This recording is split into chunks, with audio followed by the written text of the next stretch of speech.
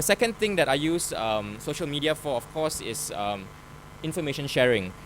Being a journalist, I would say I love information. I'm a news junkie. I read the newspaper every day as well. I don't wake up at 5 o'clock in the morning, but it's something that's inherent in me, and I wanted to share this with you. Why I think information sharing is so important and how seriously people are taking it.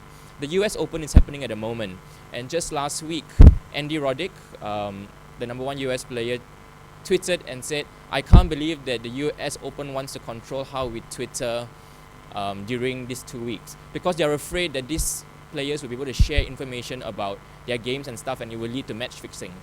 Okay, these are the kind of impact that social media is having, and everybody are having to start to reconsider the ways they have to do things. Tennis is a perfect example. You're not allowed to talk to your coaches. If you're sitting there on the telephone and SMSing or Twittering, who's to say that you don't get tips? Okay, so I don't know if I agree that they shouldn't be Twittering, but I can see why people are worried about it. This morning, I tried to just kind of get a number for you guys, but I just went on my Facebook and I said good morning. This was about 8-10 o'clock, and within half an hour I got 10 to 15 replies going, "Good morning back, why are you so chirpy?" Okay, this is how fast information can come to you depending on what you want to do with it. I said good morning was a very simple thing, and I knew I would get a response. But imagine if you had that numbers with you, 1,600 Facebook friends or 1,400 followers on Twitter. If I was to post a question out going, "I want to have the best buka puasa dinner tonight, where should I go?" for example, can you imagine the numbers that will come back to me and all the suggestions? This is the power of social media, and you will get the responses, I can assure you that. The other thing I wanted to share also is how information is just at your fingertips. Caroline, who I'll be bringing on stage later for the discussion, many months ago, before I even met her, we've only been twittering to each other. This was maybe in February or March, and she tweeted, and I saw this. It was a Saturday morning, and she said, "I can't believe you have to pay parking in Bangsa on a Saturday." And so I said, okay, she's not going to be paying her parking, obviously. I went into the Bangsa about half an hour later, and I saw the local authorities, DBKL, going around summoning cars. So the first thing I did was I tweeted and said, "The Channel C, did you pay your parking? Because they're going around." And straight away, she sent some.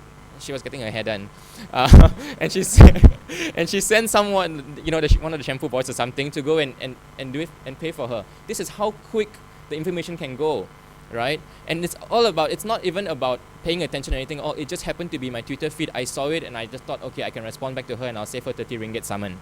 Okay. Another thing that people are doing now is using hashtags. If you're familiar with Twitter, you will know that hashtags are like kind of words that you can use to search certain things. So if you're tweeting from here, the hashtag today is #myprca. So if you go into a Twitter search and you do #myprca, you'll see all the tweets from the people who are tweeting here or about the talk. One very popular one in KL is KL traffic. So what I usually do is, how is the traffic from Bangsa to Sultan Ismail? KL traffic, and I get responses going, "Don't go now, try in an hour later." It's just outside my building, I can see it, it's totally jammed. It really works. I'm not even kidding you, right? Of course, there's other ways of using it. I don't know how legal this is, so please don't quote me on this. But somebody has come up with a Twitter account called KL Roadblock, and you can Twitter to them about all the roadblocks that's happening, and they can even tell you, war babies in the room, by the way, they can even tell you where the roadblocks are and what they're checking you for. Road tax. Okay, they can tell you it's drunk driving. It's okay. It's great, right? Legalities aside, yeah. Something along the lines of your textbooks. Something popped up. Okay. Of course, then, we have things like dissemination of news. I started using Twitter because I wanted to get news right immediately. So I followed CNN, BBC, New York Times, and now the Star Online to get information of news. So it's great, and it's a different way. It's brilliant because it's 140 characters. You don't have to read a lot. You read the headlines, and you can include your links in there. Just click on it, immediately the story comes out to you. It's a great option. Another thing that this does for me in terms of information sharing is it's discourse. Yeah, something you're talking about crowdsourcing, about getting people to respond. What happened is McDelivery. We thought it was a McDonald's Twitter account, and I swear to you, for weeks he was going on promoting McDonald's stuff and things. We thought it was legitimate, right?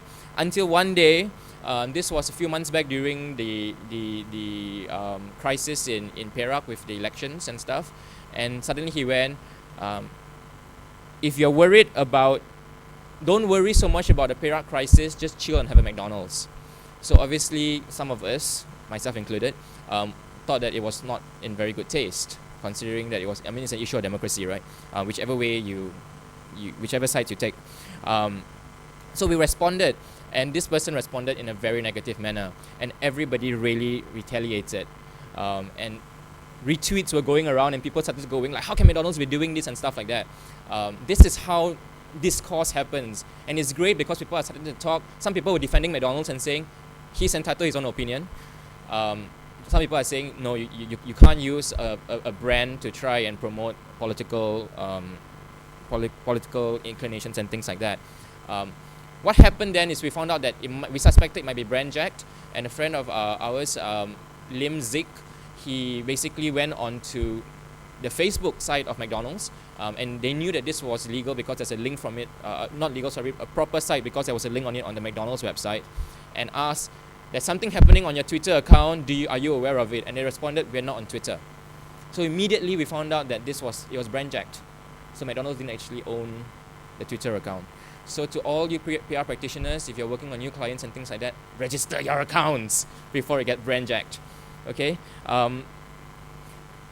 Another thing, of course, is in politics, you get instant information.